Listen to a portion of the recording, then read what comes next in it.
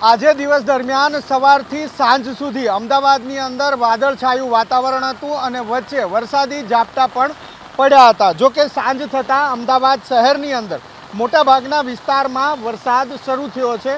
ફરી એકવાર મેઘરાજા પોતાનું હેત અમદાવાદ શહેર ઉપર વરસાવી રહ્યા છે। વાદળછાયું વાતાવરણ અને કાળા ડિબાંગ વાદળોના કારણે અંધારપટ જેવું લાગી રહ્યું છે। વિઝિબિલિટી ડાઉન થઈ છે।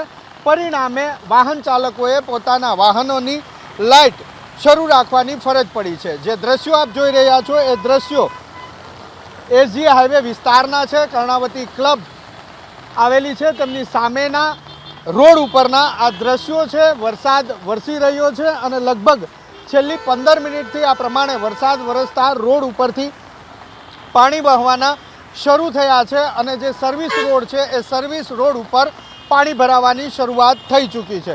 જો કે અમદાવાદ શહેરની વાત કરીએ તો સામાન્ય એવા વરસાદમાં અમદાવાદ શહેરની અંદર પાણી ભરાવા એ જાણે કે હવે રોજિંદુ થઈ ચૂક્યું છે। કારણ કે અમદાવાદ મ્યુનિસિપલ કોર્પોરેશન દર વર્ષે પ્રી મોન્સૂન કામગીરી અને પાણીના નિકાલની કામગીરી કરી હોવાનો દાવો તો કરે છે, પરંતુ આ પ્રમાણેની કામગીરી ન થતી હોવાનું જ્યારે વરસાદ આવે છે ત્યારે સામે આવી જાય છે। અને આજે ફરી એક વખત દિવસ દરમિયાન વરસાદી ઝાપટા અને વાદળછાયા વાતાવરણ બાદ સાંજે મેઘરાજા અમદાવાદ ઉપર વરસવાના શરૂ થયા છે।